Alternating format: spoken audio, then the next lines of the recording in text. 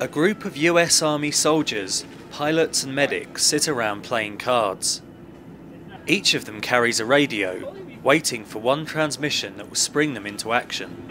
Medevac, Medevac, Medevac. Go Redcon 1 at this time. We have 4 Cat Alphas. They are running out of the door before the radio message has even finished. Someone, a soldier or civilian, has been seriously injured and needs rescuing. It comes over the air that we have Medevac, Medevac, Medevac. At that point you have a lot of things running through your head. At the time of day, it could be in the morning, we jump up, we run out the door, we have things on our mind to make sure all your crew's moving in that direction. The first thing that gets through my head is it's time to go.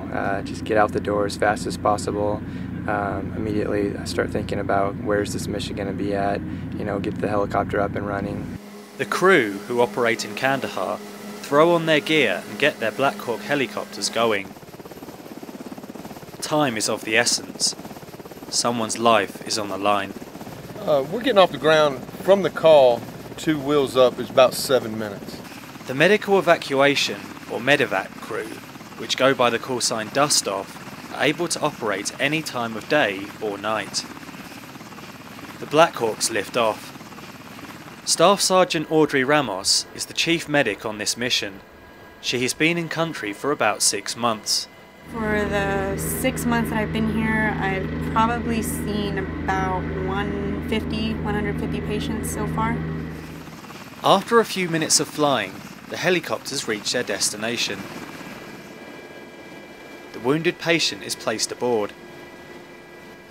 It's an Afghan civilian who has been wounded by a bomb placed by the Taliban.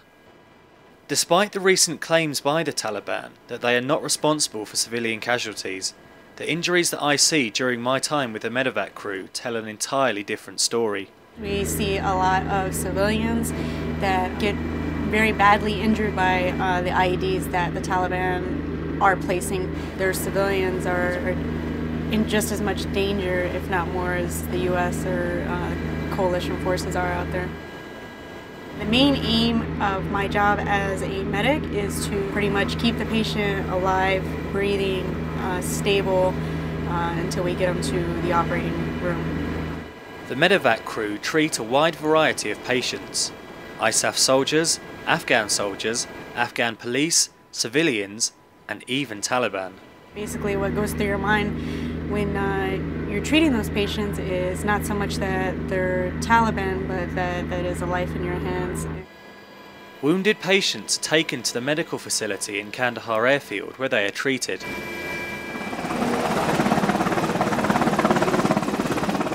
I asked the crew why they do their job, a job that exposes them to danger and sights that could haunt them for years to come. There's nothing like the adrenaline rush. There's nothing like saving a life under the most ridiculous kinds of pressures. At the end of the day, when everything's done and you've saved guys' lives and you've got them back to the hospital and you feel in your heart that you've done it just as good or better than anybody in the world, it's pretty satisfying. However, the crew have no time to rest on their laurels.